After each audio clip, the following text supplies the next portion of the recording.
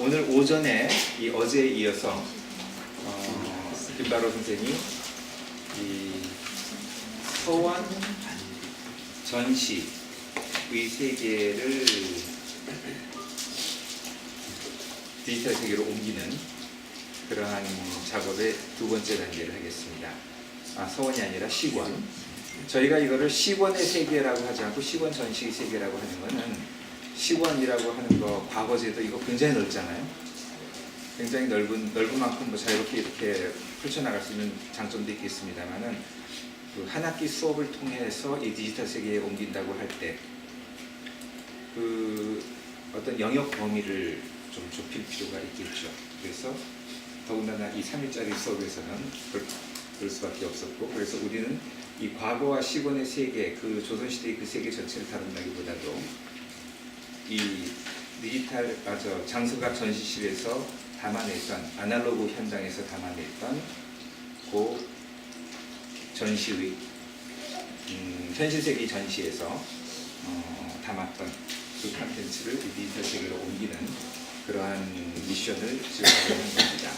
아마 여러분들께서 직접 수업에 적용하실 때에도 그 학생들이 어느 정도의 범위를 알아가지고 그 범위 밖으로 나가서 길을 잃지 않도록 그렇게 하시는 것도 필요한 일일 거라고 생각을 합니다. 네, 오전에 어저께 이제 설계한 그 설계도에 따라서 또 직접 전시장을 보시면서 얻으신 그러한 지식과 경험을 가지고 그것을 직접 디지털 콘텐츠로 제작하는 일, 그리고 온톨로지 설계에서 여러분들이 고민했던 그런 지식의 네트워크를 이 위키 백과사전을 편찬할 때 어떠한 방식으로 반영되게 하는가, 네, 그러한 부분들, 그 메소돌로지는 이제 저희 이 인문학 교실에서 지금 강구한 방법입니다. 그런 방법을 여러분들한테 알려드리도록 하겠고요. 그리고 오후에는 2시부터 그 직접 디지털 인문학 강의 주제를 정하고 교육 프로그램을 구상하는 그러한 일, 그리고 그것을 위한 팁을 여러분들한테 드리는 시간을 갖도록 하겠는데요. 그 시간이 되시는 분은 그로부터 30분 먼저, 2시부터 강의 시작인데 30분 먼저 제가 이 자리에 참석하신 이동철 교수께 좀 특별히 좀 부탁을 하나 드렸습니다. 뭐 잘 아시다시피 이 교수가 워낙 많은 책을 가지고 있는 장서가시기도 한데 또 이 디지털 시대에 접어들면서 거기에 뒤처지지 않으시고 이 디지털 환경 속에서 입수할 수 있는 그러한 그 동양학 분야의 지식 정보 이런 부분에 대한 어마어마한 그 탐색의 경험 속에서 대단한 노하우를 갖고 계십니다. 그거를 다 풀어놓으려면 한 일주일은 걸리는데 제가 이 나중에 장사를 위해서 맛배기만 동양학 네. 포함한 인문학 일반까지 살짝 중요한 것 같아요. 네, 그걸 30분 동안 40분 하시죠. 네, 뭐 그거 봐서 하겠습니다. 제가 부탁을 드렸으니까 관심이 있으신 분은 식사하시고 1시 30분까지 여기 딱 모이시면 정확하게 이건 1시 30분에 시작하겠습니다. 그 다음 또 강좌가 있으니까 네, 그런 일정으로 진행하겠습니다. 네, 그럼 일이 점점 커지네. 네. 사용 시간 2시간이고요. 역시 뭐 3일째이다 보니까 천천히 원래 수업으로 진행하면은 이런 위키 편집 작업만 사실 한 2주 내지 3주를 천천히 학생들하고 같이 진행을 하는 게 원칙입니다.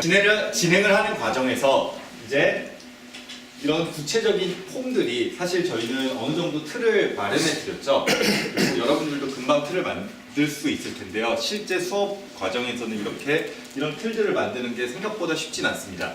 그리고 설령 온톨로지로 만들었다고 하더라도 온톨로지를 위키라는 또 다른 공간으로 옮기는 겁니다.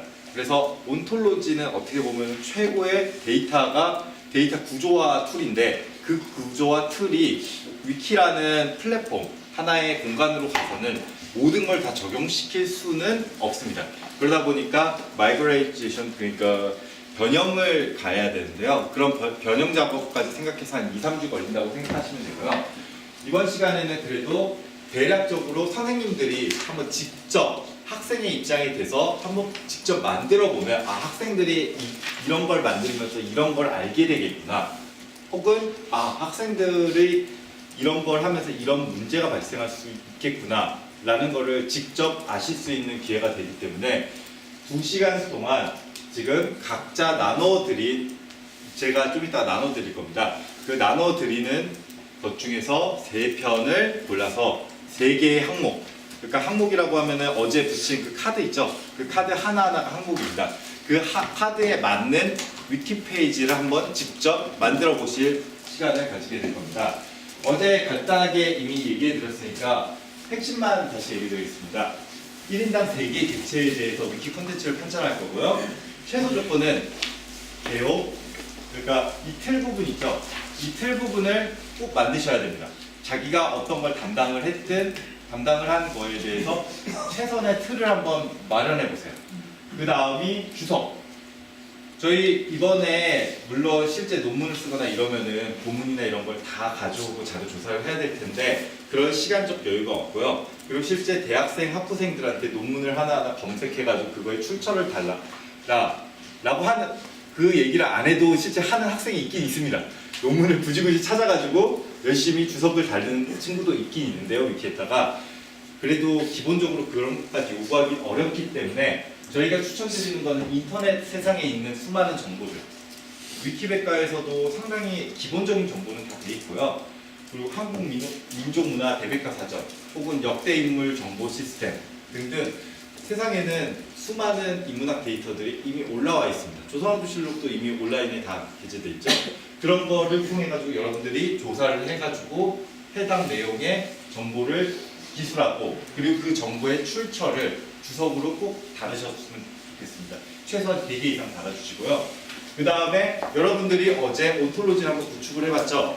네, 구축해놓은 거 아직 기억하고 계실 겁니다. 그리고 기억이 안 나시면은 저희가 제공해드린 엑셀을 참고해가지고 최대한 한번 관련 항목을 만들어보는 시간을 꼭 가지셨으면 좋겠습니다. 이 틀을 이용해가지고 만드시면 되고요. 맨 마지막으로 분류. 이제 분류 같은 법은 처음에 하실 때 하나만 분류를 쓰시는 경우가 많아서요. 분류도 다중 분류가 가능하도록 최소 2-3개 정도는 분류를 꼭 넣는 걸로 어떤 항목을 하든 해당 분류를 사실 분류 넣기는 그렇게 어렵지 않습니다. 그러니까 꼭 이걸 넣어주시고요. 그리고 제가 어떤 식으로 나눠드리냐면은 실제 이게 팀 작업할 때 2가지 방식입니다. 2가지 방식이 다 장단점이 있기 때문에 제가 2가지 다 일단 설명을 드리도록 하겠습니다. 제가 온톨로지를 만들 때 팀 작업을 염두에 두고서 웬만하면 클래스를 6개 내지 5개 정도로 하는 게 좋다고 말씀드렸죠. 저희 같은 경우는 일부러 클래스를 6개로 유지를 시켰습니다. 유지시킨 이유가 뭐냐? 여러분들 지금 조가 6개 조죠? 각 조별로 이 클래스 하나를 담당하게 할 수가 있습니다. 이게 첫 번째 방법입니다. 두 번째 방법은 뭐냐? 저희가 지금 만들 때 실제로는 클래스 단위로 인문 지식이 보통 구성이 되지 않습니다. 저희 엑셀 파일을 보면 기본적으로 인물 중심으로 해가지고 내용이 인물, 문헌, 그리고 인물과 관련된 문헌, 인물과 관련된 유물, 인물과 관련된 장소, 그리고 문헌, 그리고 그 다음에 이 인물에서 다른 인물로 파생되는 그런 형태를 가집니다. 실제 저희 일반적으로 어떤 지식을 접할 때에도 난 유물만 팔 거야 라고 해가지고 유물만 조사하는 경우는 거의 없죠. 그 유물과 관련된 인물이나 혹은 또 다른 장소 같은 거를 같이 조사하게 됩니다. 그래서 실제 여러분들이 느끼셨을지 몰라도 여기에서 나오는 인물 대상도 6개입니다. 김성일도 있고요. 그 다음에 또 누가 있었죠? 김성일, 박세단, 이명, 영조, 이후영, 정약용 이렇게 6명이 있는데요. 이 6명 단위로 팀 프로젝트를 수행해도 됩니다. 이게 두 번째 방법입니다. 첫 번째 방법은 장점은 뭐가 있냐면요. 처음에 조사할 때에는 다양한 방면으로 이렇게 한 클래스를 잡아서 조사를 하지만 맨 마지막 최종 결과물에서는 여러분들 아까 전에 무조건 다른 거하고 연결되는 걸 찾으라고 했었죠. 학생들이 하나에서 파생돼 가지고 다른 걸 찾게 되고요. 특히 최종 결과물이 나오게 되면은 어떤 현상이 발생하냐면 나는 문헌만 조사했는데 결과적으로 보니까 이게 인물하고도 연관되고 인물팀에서 만든 정보가 나한테 유용하게 사용되더라. 연결돼서 라는 결과를 얻을 수가 있습니다. 이렇게 나는 내 영역에서 충실히 했지만 그게 결과적으로는 다른 영역과 연계돼 가지고 더 큰 지식망을 부과할 수 있더라 라고 하는 최종 결과물을 얻을 수가 있고요. 두 번째 방법 같은 경우는 기본적으로 한 인물에 대해서, 사실 이거는 학생들이 접근하기가 이게 더 편합니다. 오히려 한 인물을 중심으로, 혹은 인물 아니고 다른 것도 가능합니다.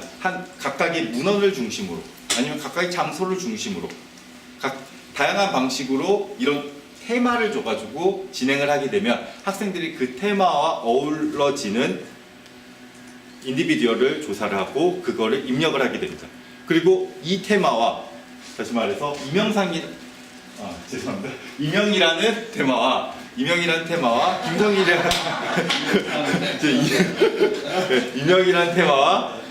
그리고 김성일이라는 테마가 서로 연관 지점이 없을 거라고 처음에 생각했을 수도 있는데 나중에 되면은 이 얘네들이 연관되는 모습을 보여줄 수도 있습니다.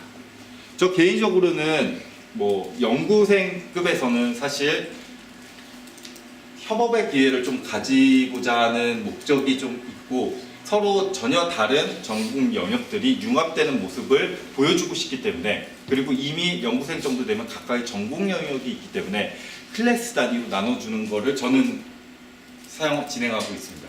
근데 학부생 대상으로는 그냥 테마별로, 예를 들어서 저희 건대하고 저희도 진행을 했던 서원 같은 경우는 서원 단위별로 묶는다던가, 예를 들어서 건대에서 진행했던 광진구 같은 경우는 어떤 친구들은 광진구에 있는 한강고수부지를 중심으로, 어떤 데는 유락시설을 중심으로, 어떤 데는 문화시설을 중심으로 이렇게 각각 조사를 하고, 그리고 그것들이 서로 나중에 연관되는 모습을 보여주게 되는데요. 학부생 단위에서는 오히려 두 번째 방법이 더 좋을 것 같다고 저는 생각을 합니다.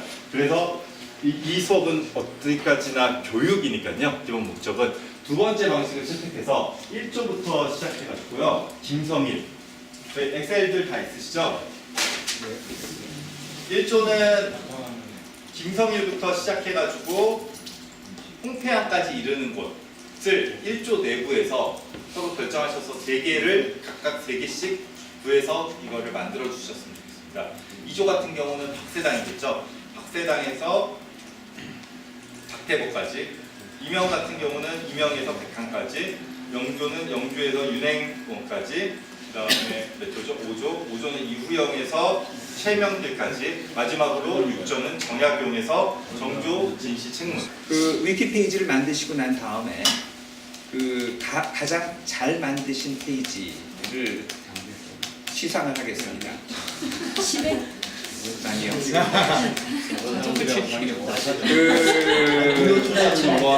특별한 선물을 시상을 할 텐데, 그런데 가장 잘 만든 위키페이지 기준은 그 내용을 훌륭하게 쓰신 걸로 뽑지 않고 본문 안에 다른 사람들이 만든 지식으로의 연결을 가장 많이, 즉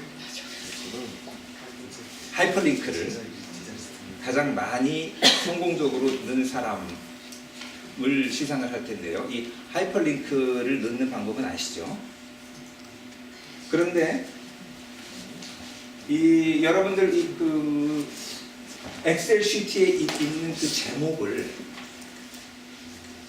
그것이 다 하이퍼링크의 노드가 될 겁니다. 왜냐하면 다른 사람들이 다 그거를 만들 거기 때문에. 그렇기 때문에 예를 들어서 저기 하나 보죠. 김성일이라고 하는 그 기사를 쓰는 사람은 그 본문 안에 그가 쓰던 안경이 현재 유물로 전해지고 있다, 뭐 이런 말 쓸 수 있겠죠. 그런데 그렇게 쓰게 되게 되면 하이퍼링크가 만들어지기 어렵겠죠. 예를 들어서 일부러 문장을 이렇게 만들어야 됩니다. 김성일이 그가 쓰던 안경이 유물로 전해지고 있는데 뭐라고 해야 될까? 김성일 안경이라고 하는 이름으로 뭐 전해지고 있다라고 하든지, 김성일 이름, 그가 쓰던 김성 안경, 뭐 가로 열고 김성일 안경이라고 해주고 뭐 장서갑 전시를 통해서 일반에게 보여줬다라고 이렇게 얘기하든지 그런 방법이 있겠죠. 그리고 그 김성일 안경에다가 양쪽 컵셀을 넣게 되게 되면은 그 하이퍼링크가 이루어지는 겁니다. 그런데 그 김성일 안경을 자기가 만들지 않아요. 다른 사람이 만들 수도 있고 안 만들 수도 있겠죠. 한 조라면은 알 수가 있는데, 예를 들어서 김성일하고 뭐 김성일이 서로의 다른 관계가 어저께 이런 있었죠. 김성일과 이명 예 공통점 퇴계문록 성격의 그러한 글을 저작을 했다 하는 이런 부분. 그래서 김성일 속에 이명이 언급이 됐는데 이명이라고 하는 글을 다른 조가 지금 쓰고 있는지 안 쓰고 있는지 알 수가 없어요. 하지만 분명히 이 리스트에 나와 있고, 그래서 이건 또 하이퍼링크가 돼야 될 것이다 그러면은 하이퍼링크를 줍니다. 그러면 여러분들이 처음에는 그게 빨간 글씨로 표시되는 걸 보실 수가 있을 거예요. 하이퍼링크 노드를 만들었지만 아직 연결이 안 돼 있는 거죠. 하지만 그 다음에 다시 한번 보게 되면 어느새 이렇게 파란 글씨로 바뀌어 있는 걸 보시게 될 거예요. 그러면 그거는 그 사이에 다른 사람이 이명이라고 하는 아티클을 만든 겁니다. 그렇게 자기가 자기 일을 하는 동안에 네트워크가 이루어져 가고 있는 것을 지금 자기 화면에서 보실 수가 있고, 학생들은 특히 이러한 것이 대단한 그 동기부여가 됩니다. 여러분들 스스로 한번 그것을 경험하시기 위해서 그냥 하시는 것이 아니라 이미 자기 동료들에 의해서 하이퍼링크 새로운 관련 있는 지식들이 만들어지고, 그리고 그 네트워크가 만들어질 수 있다고 하는 그러한 전제로 최대한 그와 같은 그 연계가 현실화되도록 하는 노력을 기울이시고, 그 가장 우수한 작품은 그것으로 선발을 하도록 하겠습니다. 그리고 여러분들 진행되면 김바로 선생님이 그 다음 단계의 얘기를 이제 분류라든가 이런 거 좀 더 구체적으로 어떻게 하는지를 얘기해 드릴 텐데, 그러한 것들이 이런 위키 컨텐츠의 퀄리티를 높이는 기준이 될 수가 있겠고요. 그 다음에 마지막으로, 이 시간 마지막으로 여러분들이 얻으실 팁은 뭐냐면은, 누가 하이퍼링크를 얼마나 많이 걸었는지, 이런 부분들을 이 선생님이 알아야 되잖아요. 그걸 모니터링 할 수 있는 방법, 그러한 것들이 어떻게 가능한지 그걸 아마 알려줄 겁니다. 여러분들이 만드는 거에서 지금 몇 가지만 저희가 정리 좀 하도록 하겠습니다. 스타를 한번 들어가 보겠습니다. 어느 분이 만드신 건지. 이수진 선생님이 만든 거죠? 맞죠? 하나만 들어가면 이수진이라고 이제 이분께서 만든 건데, 역사 보기를 들어가 보면은 기여라는 항목이 나옵니다. 그래서 어떤 사람이, 달림이라는 사람이 기여를 했다 라고 나옵니다. 이게 기여를 클릭을 한번 해보시면요, 이 사람이, 달림이라는 사람이 뭐를 몇 자를 수정을 했는지에 대한, 뭐에 대해서 뭐를 몇 자 수정했는지에 대한, 언제 수정했는지에 대한 리스트가 다 나옵니다. 이렇기 때문에 저희가 로그인을 추천드리는 이유가 뭐냐면, 이 로그인을 할 때 학생들한테 자기 학번하고 이름으로 아이디를 만들게 하면은 어떤 효과가 있냐면은, 그 학생들이 언제 어떻게 무엇을 몇 자나 얼마나 수정했는지 이렇게 리스트업이 돼서 기본적으로 출력이 나올 수 있게 됩니다.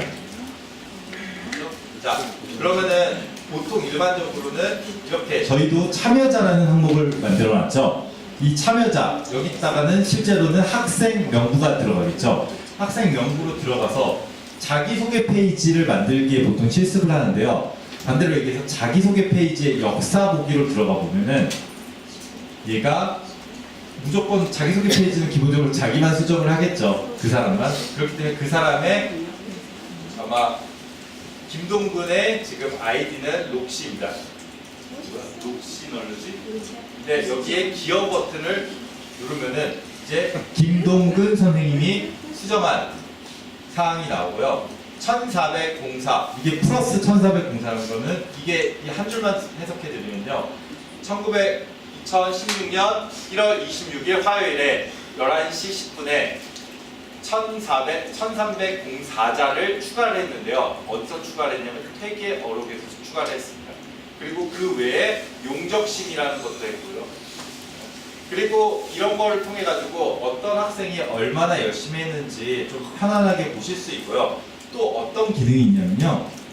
왼쪽 어떤 페이지인지 여러분 회계 어록에 들어가 있죠. 한 항목에 대해서 왼쪽을 보시면 도구 페이지에 여기를 가리키는 문서라는 게 있죠. 이걸 한번 클릭을 한번 해보시면은 회계 어록을 딴 데서 지금 회계 어록에 온 게 없기 때문에 이거는 안 나오는데요. 예를 들어서 방금 김동근 제가 지금 모든 항목에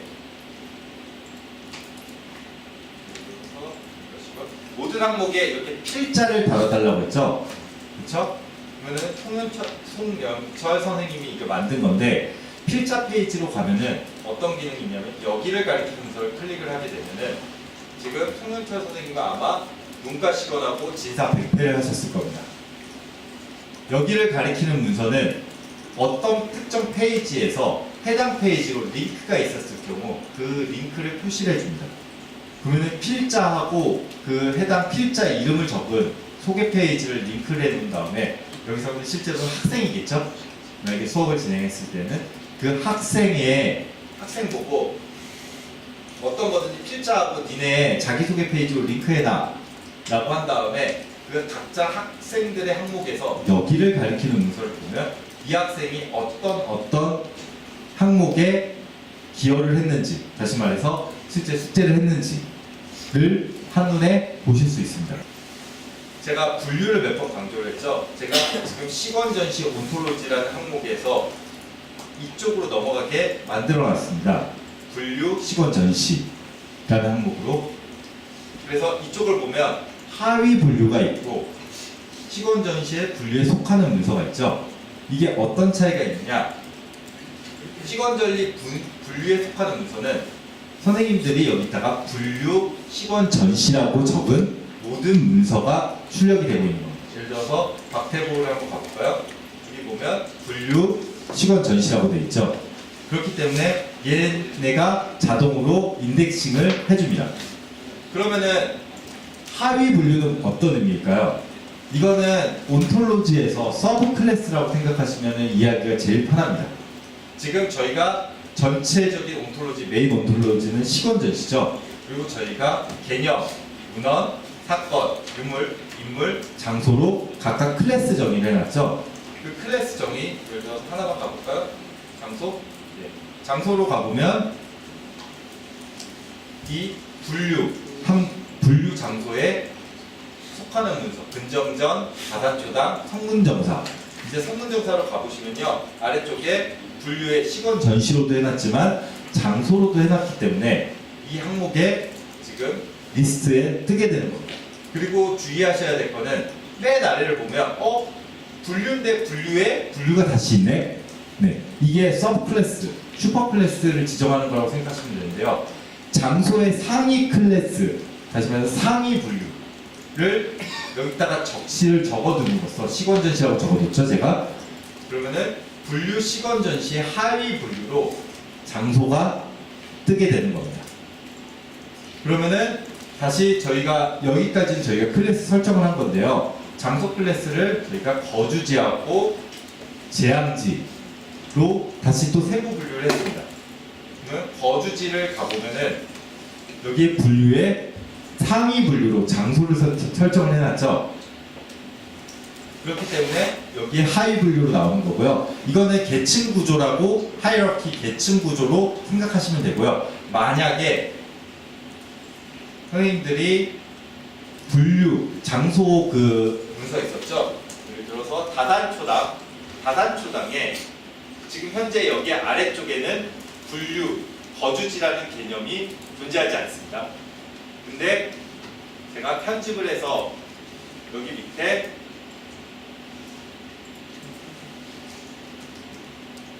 분류 거주지라고 제가 입력을 하고 분류 거주지라고 입력을 하고 저장을 했다고 그러면은 이제 당연히 분류 거주지라는 게 분류가 되겠죠. 이걸 클릭하면은 이 분류 거주지로 인덱싱되어 있는 모든 항목, 지금은 뭐 다산초당밖에 없죠. 이게 보이고 이 분류 거주지의 상위 항목인 장소로 가면은 장소에도 다산초당이라고 해놨기 때문에 여기 밑에도 다산초당이 보입니다. 근데 여기서 문제, 하위로 링크해 놓은 것이 상위에 무조건 뜨지는 않습니다. 다시 말해서 지금 다산초당에서는 거주지도 분류로 설정을 해놨고 그리고 장소도 분류로 설정을 해놨기 때문에 지금 두 항목이 다 보이는 건데요. 아까 보여주셨다시피 얘네 다산초당에 거주지라고 세팅을 안 해놓으면 거주지 분류에서는 얘가 따로 보이지 않습니다. 그 하위 분류에 있는 거 자동으로 상위 분류에 나오면 좋지 않아? 라고 생각하실 수도 있는데요. 실제로는 그렇게 하는 것보다 이렇게 하는 게 데이터 관리에 더 유용하기 때문에 일부러 이런 식으로 세팅이 되어 있는 겁니다. 이거에 대해서는 좀 더 고민을 해보시면 되는데요. 그래서 학생들한테 이거 같은 경우는 어떻게 보면 분류 컨트롤입니다. 그래서 학생들한테 우리가 지정한 온톨로지를 할 때 지정했던 6개의 분류를 무조건 기본적으로 하게 하고 그리고 시건 지금 무조건 강제하고 있는 게 시건 분리죠. 그리고 각자 클래스를 만든 거, 다시 말해서 분류를 만든 거를 이쪽에다가 분류라고 분류 장소 혹은 분류 사건이라고 각 항목에다 기술해 줌으로써 여기에 자동 인덱싱이 되게 할 수 있습니다.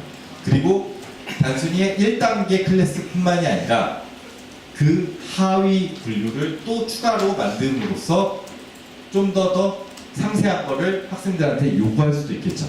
이걸 어느 수준까지 요구하느냐는 그 선생님들의 교육 방식에 따라서 다 달라질 부분이기 때문에 이거에 대해서는 제가 따로 이거는 오후에 김현 교수님이 그 교육에 대해서 전반적으로 얘기해 주시면서 간략하게 언급할 거로 생각이 됩니다. 그리고 마지막으로 이거는 실제로는 생각보다 자주 쓰이는 거거든요. 그래서 간략하게만 이 기능을 설명해 드리겠습니다. 뭐냐면은 지금 시건전시 온톨로지에서 넘어옴이라고 되어 있죠. 이게 어떤 의미냐면은 사실 저희 예를 들어서 다산 정약용이라고 하죠. 근데 어떤 사람들은 다산으로만 검색할 사람들도 충분히 있을 겁니다. 그렇다고 저희가 다산 항목에다가 정약용의 모든 내용을 적어야 될까요? 아니겠죠. 그랬을 때 그냥 다산이라고 검색했을 때도 다산 정약용으로 자동으로 넘어와라 라고 저희가 설정을 해줄 수가 있겠죠. 그 기능이 바로 이 넘겨주기 기능입니다. 그래서 이 기능이 어떻게 구현되냐면요. 제가 하나만 예시를 들어드리겠습니다.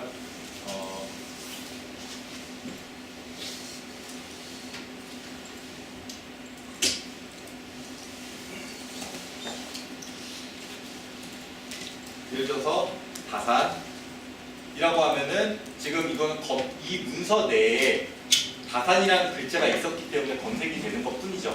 이게 다산 정약용인지 확실하진 않죠. 그러면 다산이라는 문서 자체는 아직 존재하지가 않습니다. 그러면 어떻게 하냐? 다산이라고 클릭한 다음에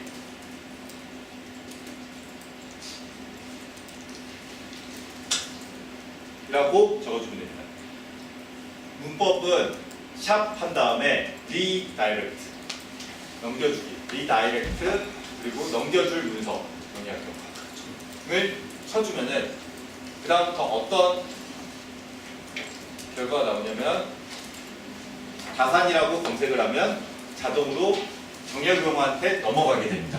이것도 나중에 자동으로 다 넘어가 버리면 이 다산이라는 문서를 수정 못할 수도 있죠. 그렇기 때문에 자동으로 넘겨줄 때에는 정약용으로 검색했을 때하고 다르게 이 한 문장이 들어갑니다. 다산에서 넘어옴 이라는 문장이 넘어오고요. 혹시나 야 다산 정약용으로 넘기면 안 돼, 이거 수정해야 돼 라고 생각하면은 여기로 다산으로 들어가서 여기서 수정을 하시면 됩니다. 편집으로. 이해되시죠? 그래서 지금 남은 시간이 한 30분 정도 남았는데요. 남은 시간에 제가 여러분들한테 권장하는 거는 지금 내용 수정 더 추가하지 마시고요. 분류에다가 우리가 지정했던 무조건 넣어야 되는 시건전시 분류하고 각각 지정하신 클래스 그리고 지금 분류 항목을 한번 들어가 보면 식원전시 분류로 들어가 보시면은 이거에 대한 하위들이 있죠. 저희가 몇 개 지정해 놨거든요. 예를 들어 문헌에는 식원, 저서 이런 식으로 저희가 몇 개 세팅해 놓은 게 있는데 이 하위 분류까지 적으실 수 있으면 최대한 한번 적어 주시겠습니까? 네. 이렇게 실습 계속 진행 부탁드리겠습니다. 45분까지. 저거 하나만 더. 네. 그 하이퍼링크로 충분히 표현하지 못하는 문서와 문서의 관계성을 표현하기 위해서 RDF 관련 항목이라고 하는 형태로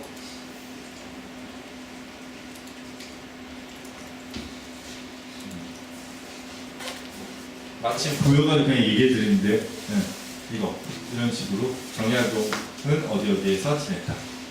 이런 식으로 하는 것도 좀 열심히 한번 네, 실은 그 친간을 갖고 그 하이퍼링크를 정교하게 다른 사람이 뭘 만들고 있는 건지를 알아서 하이퍼링크를 하게 되면은 자연스럽게 정약용이라고 하는 인물과 다산초당이라고 하는 인물이 연결이 되고 여러분들이 설계한 이 관계의 네트워크가 이 위키페이지에 그대로 속 녹아 들어가게 하실 수 있겠죠.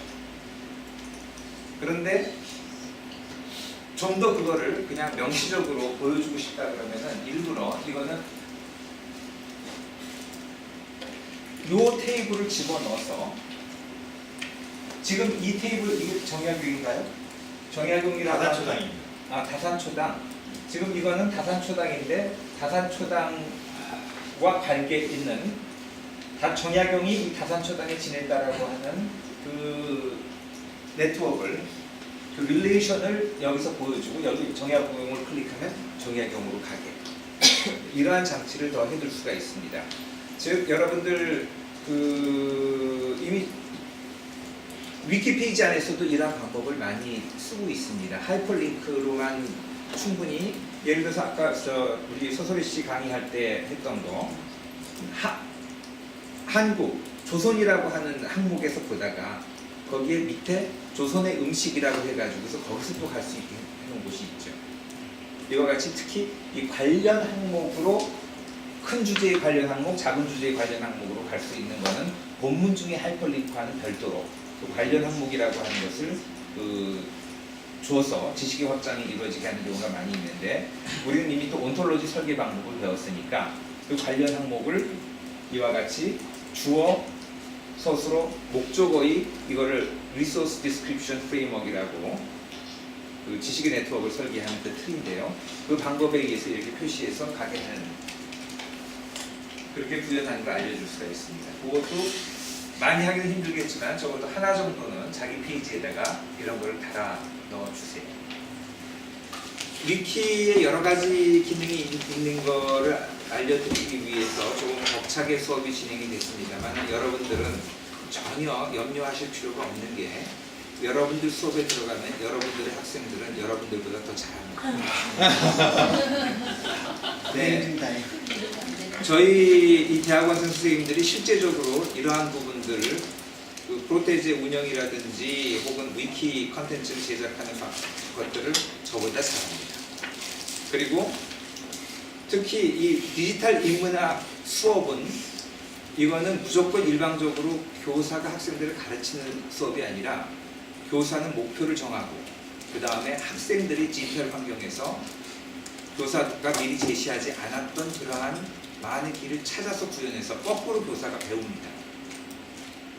저도 이런 거 한번 세미나 워크숍 할 때마다 많은 거를 우리 학생들한테 또 이제 같이 수업하시는 분들한테 배우는 이런 쌍방향 교육인 것이 디지털 인문학 수업이기 때문에 여러분 하지만 그걸 교사가 전혀 모르면은 어떠한 가이드도 할 수가 없죠. 그 목표가 뭐가 되고 뭐가 나올 거다 하는 것을 여러분들이 아시고서 그 다음에 학생들한테 그 미션을 주시면은 학생들이 많은 길을 찾아서 선생님들을 도와서 이런 게 있어요. 이건 이렇게 하면 되던데요 하면서 수업이 진행이 될 것임을 믿으시고 가벼운 마음으로 점심 식사하시기 바랍니다. 감사합니다.